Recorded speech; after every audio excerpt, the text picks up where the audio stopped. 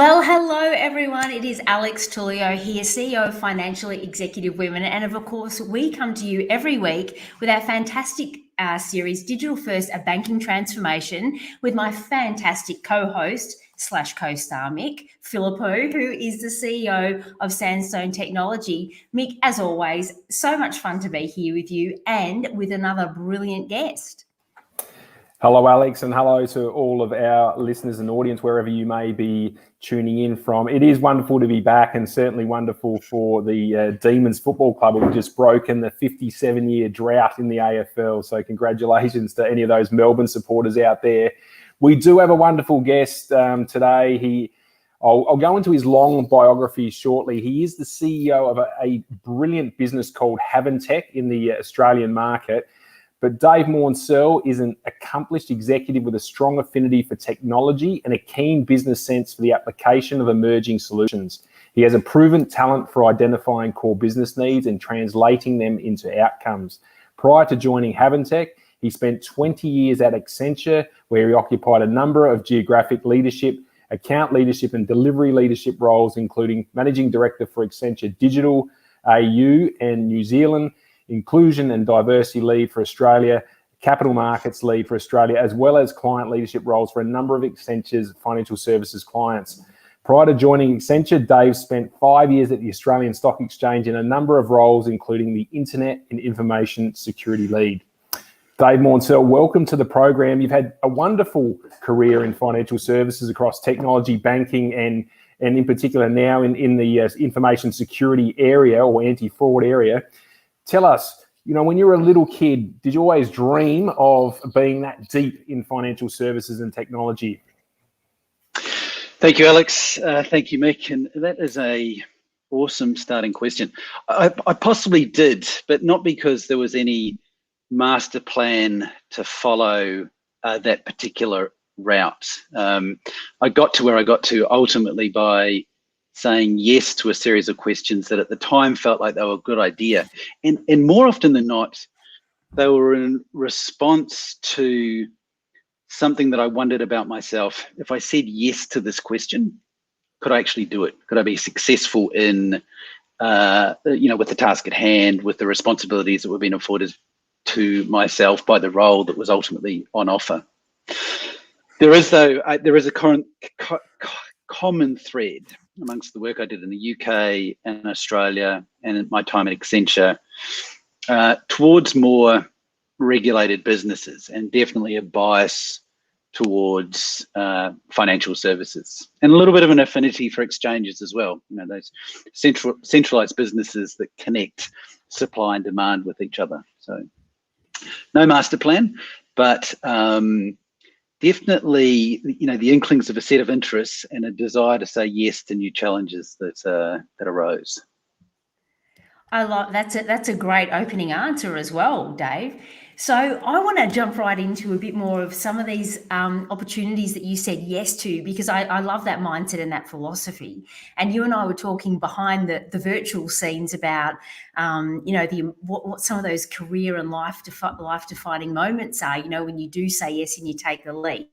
And obviously you've moved around a bit geographically as well, because we detect a bit of an accent there, even though you're coming to us now from Sydney. So obviously you've said yes to lots of things. So can you reveal a few more of those moments? I sure can. So the pivotal ones, certainly the pivotal ones for me, was yes to a friend who said, at the end of university, I'm off to the UK. It was always of interest, but to go and spend some time up there within the city, to a certain extent doing the start of an apprenticeship in financial services, which with quite a heavy bias towards network and exchanges. When I've got the conversation here, look, you've got a role with this particular organisation. What was going through the back of my mind when I was pondering the pros and cons of saying yes was really, I'm not 100% sure if I can be successful in this role, and that drove me to it. That really drove me to it. What I identified in that early work was I love change. That was actually possibly more so than financial services. was just the idea of not necessarily operating something and getting better and more efficient at operating something, but changing something typically for the better. And I certainly identified that in the UK. When I got back to Australia, it was yes to an opportunity at the Australian Stock Exchange, and my time was there. And I was there mid 90s to the late 90s. And this was just at the time when the stock exchange was connecting itself to the internet for the first time. And I said yes for a role within that part of the organisation, not quite knowing what any of us were getting into, certainly in the early days of businesses connecting themselves to the internet, where certainly a lot of the technology that's available now was less mature, for want of a better term. The thing I loved about Accenture was when I left the ASX, I joined Accenture and I spent the better part of 2 decades there in a number of roles. What I loved about that organisation was it presented itself not only with it presented you with opportunities not only to grow within the business, but to grow our business into interesting areas. And those areas were all about change.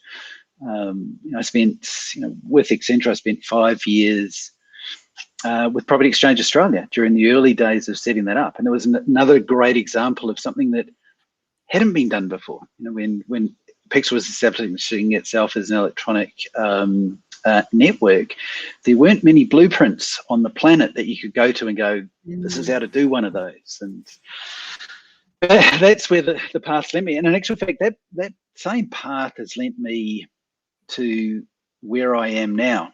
Because when I left Accenture, and again, still, I'm just over 50 now, still no real master plan, but still the desire to say yes to something interesting and unique. And through a professional network that I developed in my time at Accenture, at one of the banks, they introduced me to some of their businesses, one of which turned out to be Haventec, and I ultimately, did what I've always done, said yes to something that was interesting, that had a purpose to it, that was about change on so many levels, and that looked like it was a good opportunity to make a bit of a difference as well. Terrific answer. Yeah, go Mick, go. I was just going to say, Dave's going to make this so easy for us because you're a great storyteller. Terrific answer, Dave, and you covered off so many different areas there. And beautiful segue into the next question.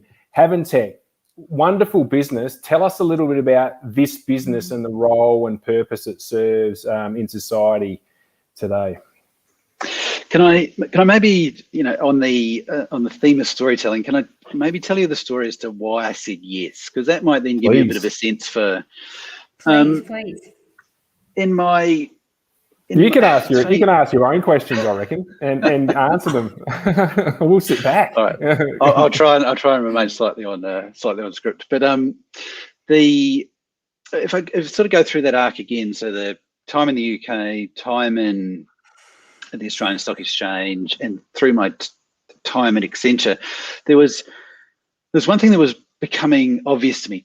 A lot of technology is designed for a specific purpose and not necessarily designed for other purposes. So, email system designed for sending emails, and a CRM system designed for helping you manage your client relationships.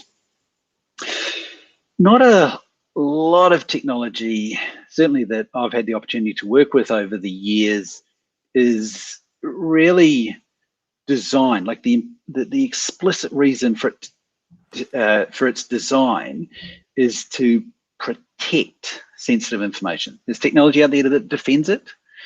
There's technology out there that slows down unauthorized access to it. But at the end of the day, there's the technology that exists to ultimately protect information. I hadn't come across it. I didn't come across it in my early time at the ASX. I didn't come across it in the UK. And certainly my time with Accenture, I didn't come across it. I knew I didn't come across it because more often than not, the set of terms and conditions associated with data indemnities, warranties, and liabilities associated with data loss not many vendors will pick those up and run with them. And in actual fact, more often than not, they're looking for a cap or a super cap to exist around that particular clause. And so that is maybe a gap in the market. What's interesting is that this technology, more often than not, plugging into one of what you could argue is probably one of the more hostile environments on the planet, that being the internet. So we're putting technology that's functionally fantastic at doing what it does. We're connecting it to an environment that there are some people that aren't interested necessarily in using it for its functions, but attacking it.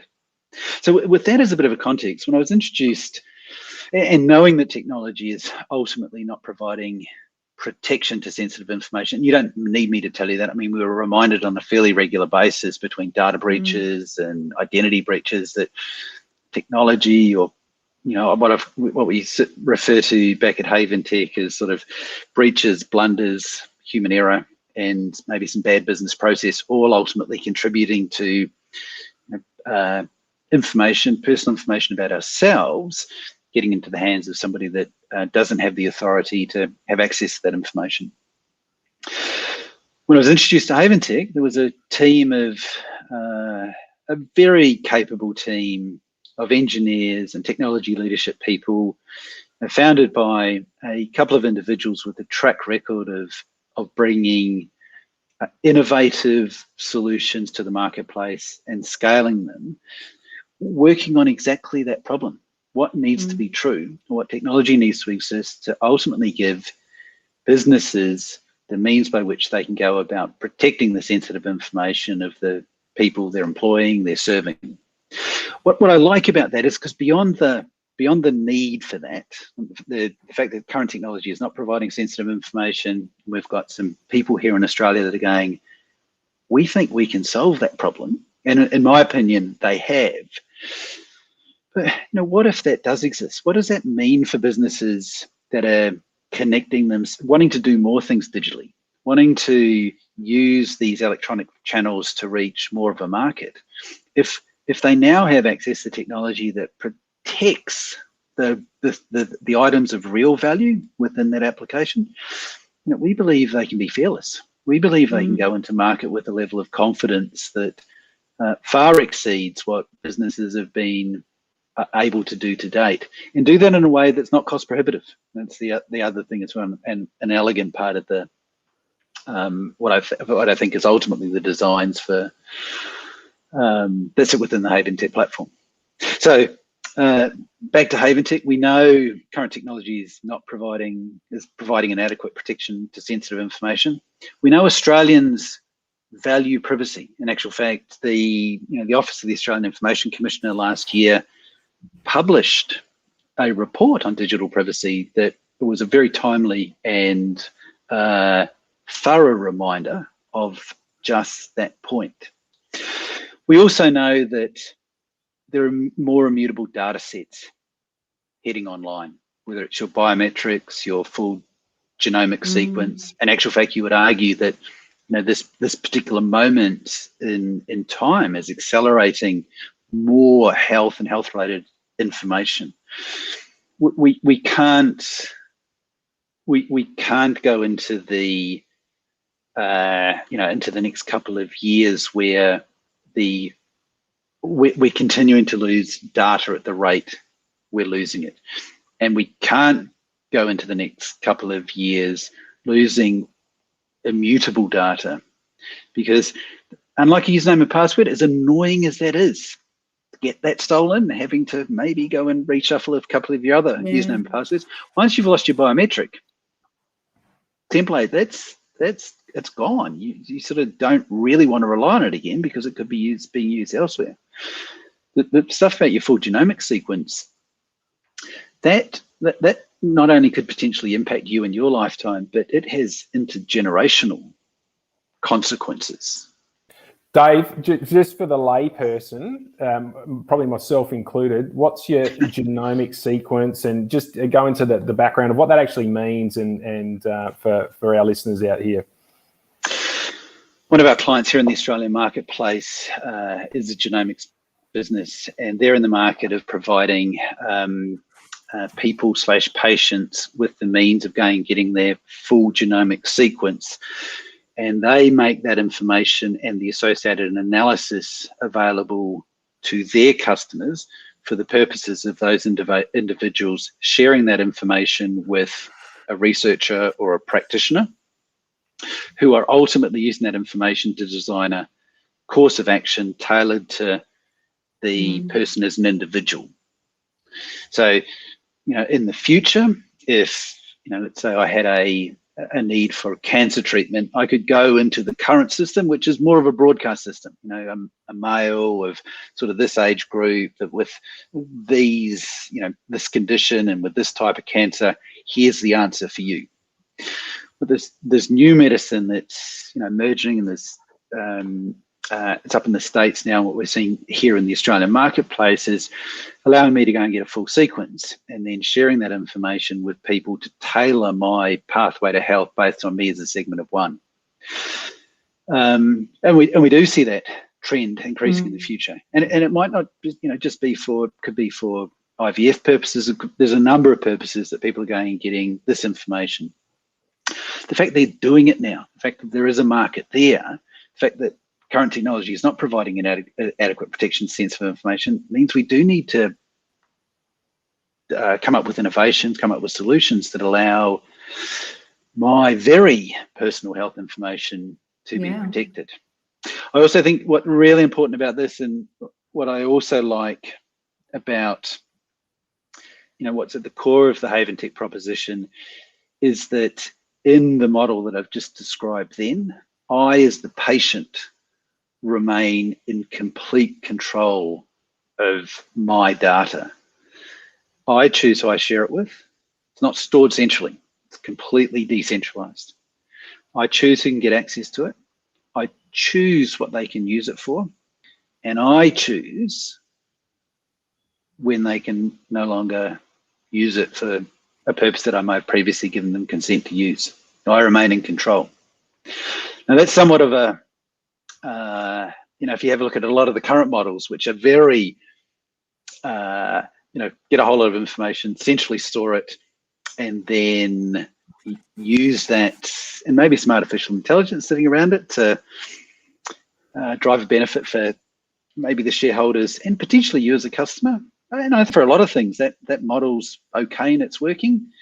I think when you get to these data sets where they have implications for your health, for maybe insurance, for maybe your family, I think we do need to come up with solutions that allow us to be in control and to be in control with confidence.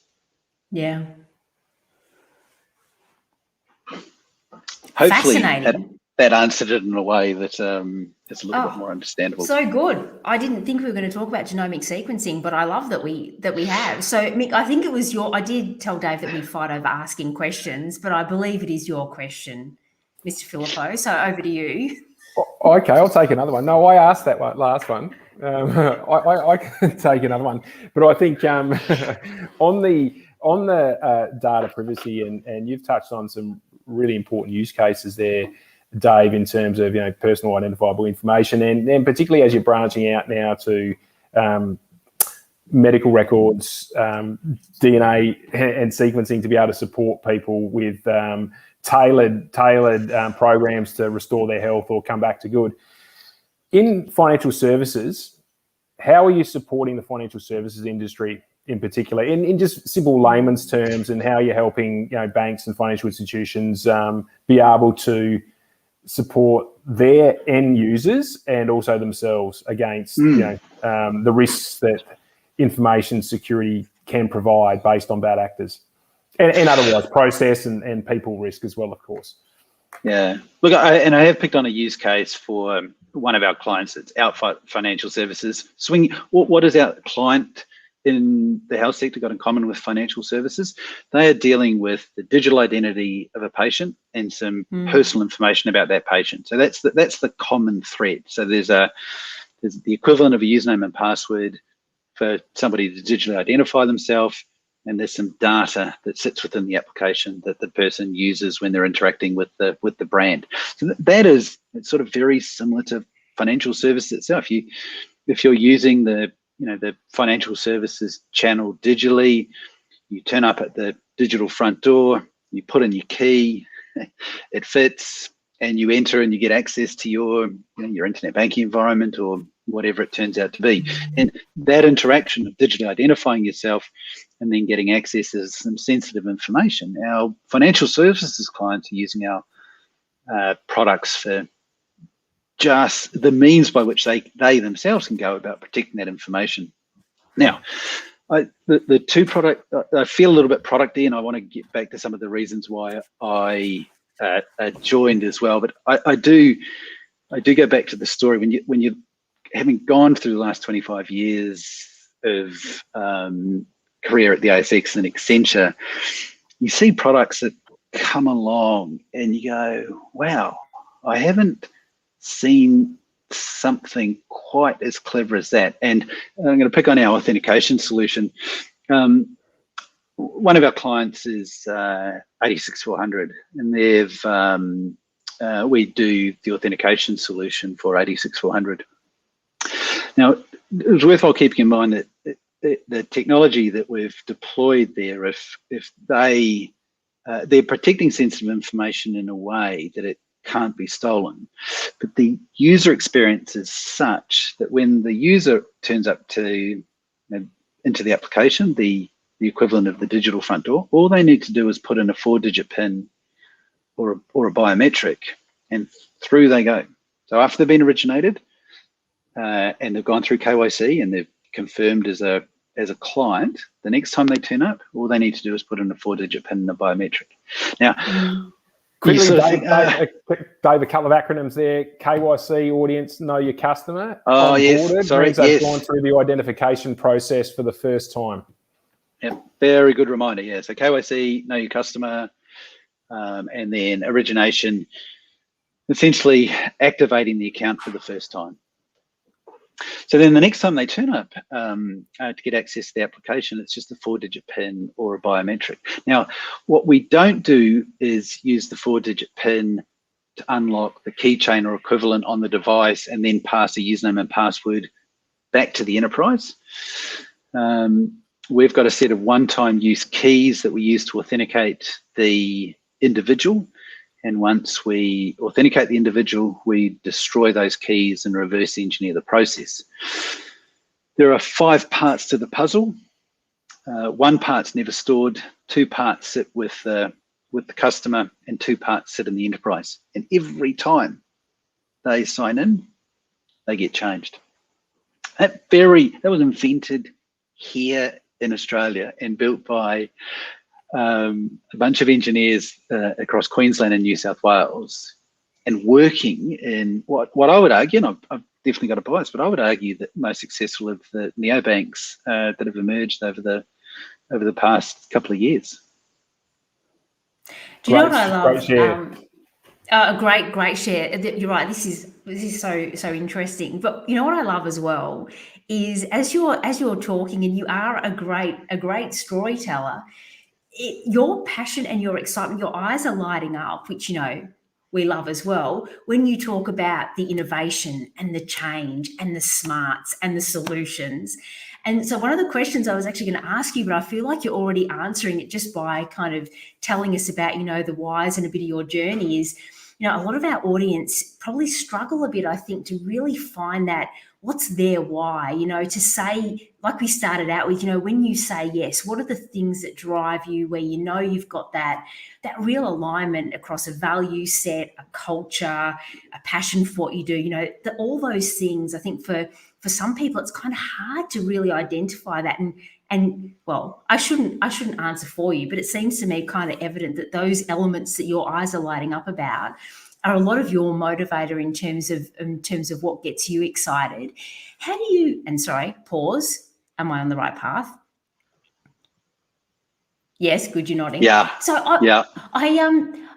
so that obviously, as a leader as well, and as a CEO, and the experience that you've had, obviously engendering that excitement and that passion and that focus, and also the culture and the environment to make this possible. like to have this passion for what you're doing and the innovation and the user experience as well as the tech.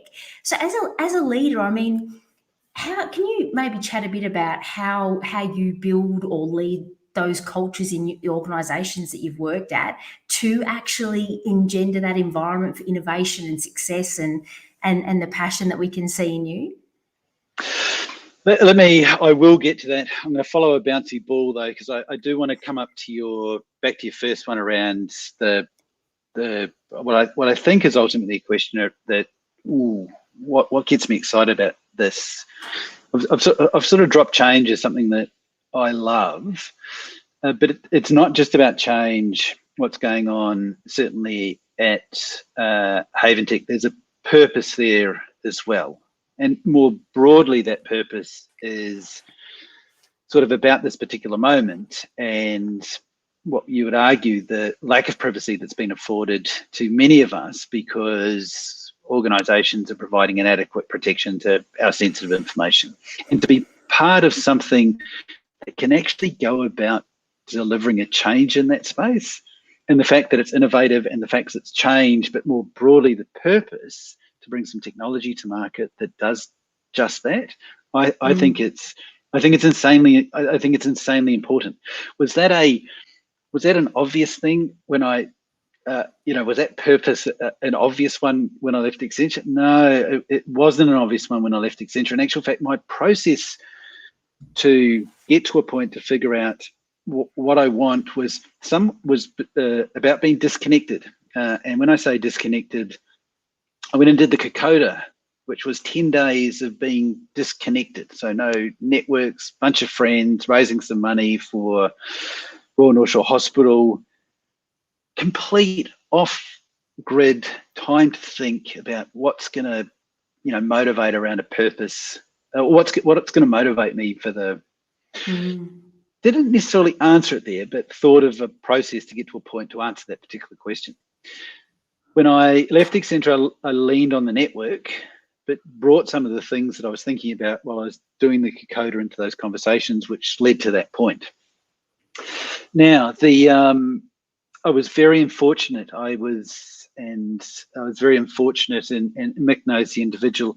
I've taken over from the founding CEO, Rob Morrish, who had built a team of what I could only describe as quite rare individuals as a collective on what is a relatively material mission to bring to light a technology platform that's able to do what I've just described, to protect sensitive information, your digital credentials and your data, even if your enterprise gets breached. Now, Rob and the team have done a fantastic job building the technology to the point where it's at now. And I'm coming in to say, how do we scale this business and how do we keep the team excited? The one thing about keeping them excited is there is aligned around the purpose and the broader benefits that will exist for our clients, for our customers, and for our children if we get this right. And it's, we've still got normal, day-to-day operational challenges that we get through, but there's a big light at the end of that tunnel. That the North Star is one that, I think it doesn't rub up against any of the team's moral compass. In actual fact, where the products are aligned, it really is quite in sync with the organization's moral compass.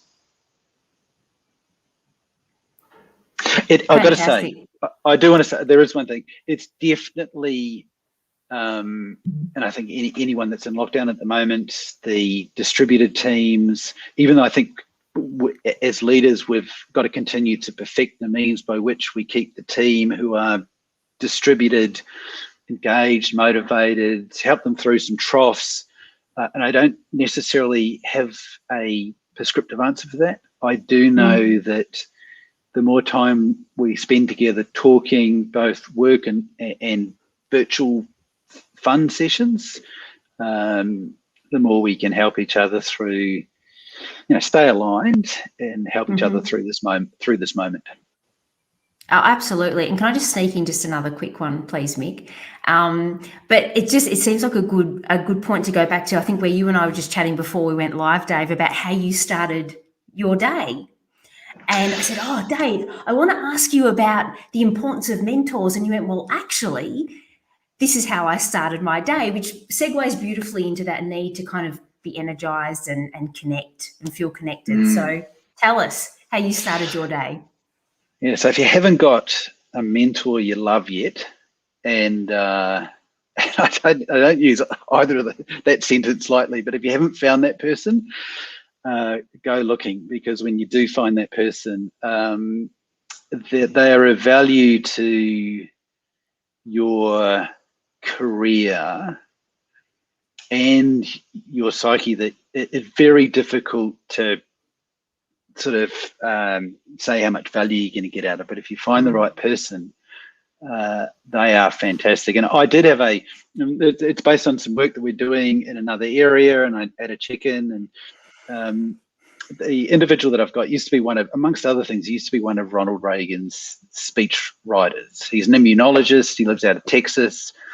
Accenture introduced me to him, and we have remained close since. And I had a check-in with him this morning, and I was a bit flat around something that's been going on over the last couple of weeks, trying to get it unstuck, trying to figure out a path through a particular process. And he came in with a real psychological energy boost.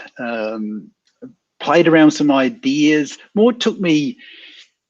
Didn't have the answers, but asked some insanely good questions to get me thinking about what that path could be. That's the work that's got to be done to now turn those things into actions. But having somebody that's not in your day-to-day, that's been there and done that may be a decade ahead of where you are, and that you love talking to. And I've got to say, like, at the end of the conversation, we end up, I love you. That's what we say to each other. And then we go off and do our own thing. And he's a special guy. That is fantastic. Nick, over to you.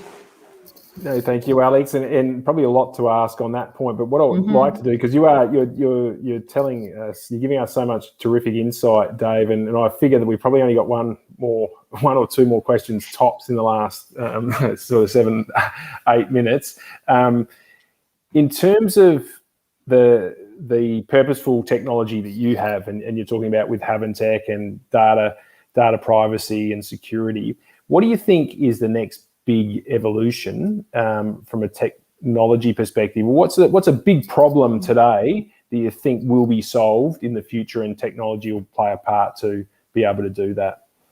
Looking in a crystal ball. Yeah. So I do, but it's a slightly different angle to the question.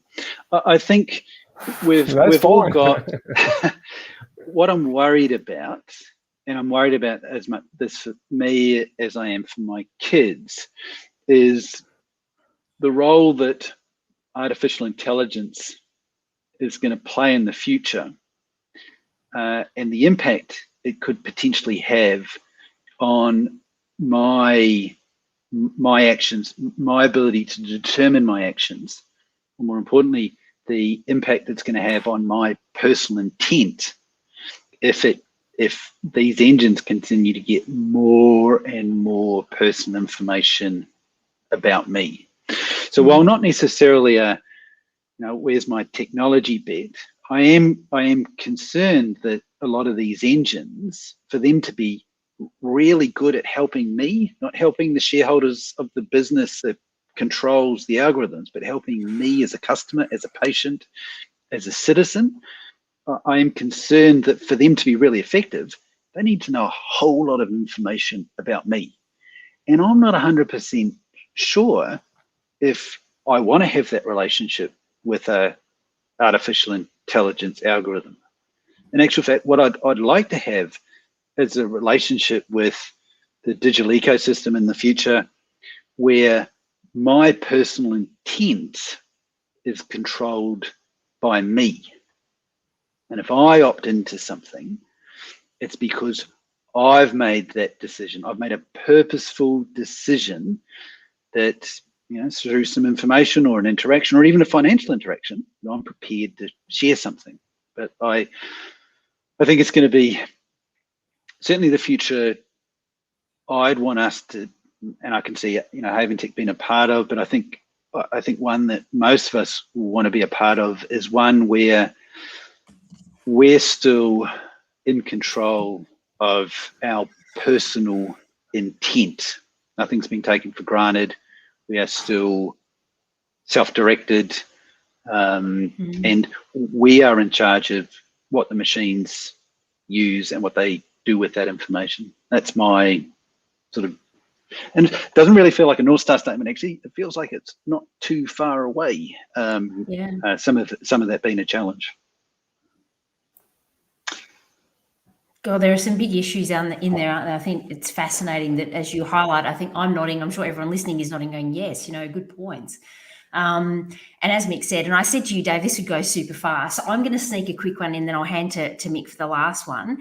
It would be very remiss of me, given what Few does as well, to not ask you about your passion for inclusion and diversity, because I know you're inclusion and diversity lead at Accenture, and even when we were doing the promo, the three of us, you were talking about accessibility and inclusion and how important that was. And I think that'd be great to just hear a bit more from you on that topic.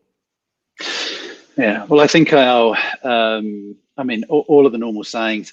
First off, I think our similarities far outweigh our differences, but it are our differences that make us so much stronger as a whole. And so I will, nurture those points in any way I can, because I think they are important. With regards to accessibility, and certainly, beyond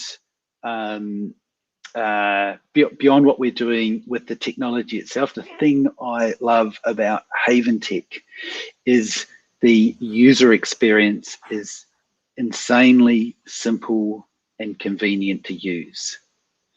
Now, the ABA's guidelines on easy to access authentication, they argue in that paper that making digital services accessible and not putting customers through complex authentication processes is a means by which you can stop discriminating against the elderly, the less able. And that's one of the unintended consequences, or, with our chief growth officer used to be at Apple prior to joining us. And accessibility is exceedingly important to that organization as well. But he has highlighted the fact that organizations that are using our authentication technology, not only are they providing that protection to sensitive information in a way, they are offering an exceedingly accessible solution to customers using that digital channel. And that by doing that, they, this back to good business, getting access to potentially 15% more of the market than they would otherwise have been getting access to. So I think beyond, it morally it's the right thing to do, but more important, it's insanely good for business. And I'm not sure, it's all of the other discussions around it. I just think it's organizations and leaders that aren't embracing an inclusive, diverse, and ultimately accessible environment, that's bad for business. We know it. All the data tells us it. Not necessarily I'd like to be stuck next to one of them at a dinner party, but I'm sure it'll be a colourful discussion. Great answer and great insight onto a very important, very important policy, I think, more broadly across industry. As Alex said, time does race by, and given the diversity of our audience, and as Alex has articulated, right from frontline leaders or budding leaders through to executives, if you think back in terms of some of the best advice you've ever been given, it sounds like you've got a wonderful mentor who you've got a long-standing relationship with. What's some great advice that you've received or heeded over the journey that you think you'd love to be able to pass on to us that are listening in here today? So I'm glad. I didn't know you were going to end on that, but I'm really glad you did, because I do want to share a couple of things. The first one is, in a role as leader, you get the opportunity to share good news and share some tough news as well. Like, that's part of the role, and you got to roll with that's part of the role of the leader, and it's you got to roll with those punches. When you've got to deliver the bad news, do keep in mind that just because it's bad news does not make it bad advice. And ultimately, at the end of the day, as you're structuring the means by which you've got to communicate stuff, you are, in a leadership role, you are communicating advice. And do keep in mind, when you're delivering bad news, that it's ultimately not bad advice. It's something that we've got to face into, and we've got to do something about. So do keep that in mind. Just because it's bad news doesn't make it bad advice. Delegation. The next point is delegation is developing. So finding a group of individuals that you love working around you, that you want to develop, and then give them your workload. Now, why is that important? You give them your workload, you free up some time to take your boss's workload. If you take your boss's workload, you're developing yourself. You're also developing your team, because you're giving them your workload. And then you can take on more responsibility. You can grow your career.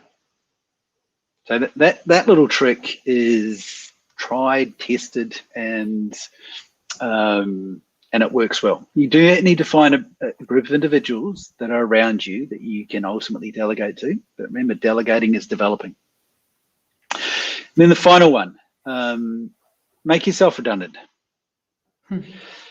Because at the end of the day, that's the ultimate goal, is that the role that you're in now doesn't require you any longer. And the consequence of that is because you've got it to a point where it runs itself and it doesn't need the leader there, or you've developed one of your team to now come in and be the new you, and that's fantastic. They will love you. That you've helped them get to that point. And the other one is, then it allows you to go and grow into what you want to do next, or to do after that.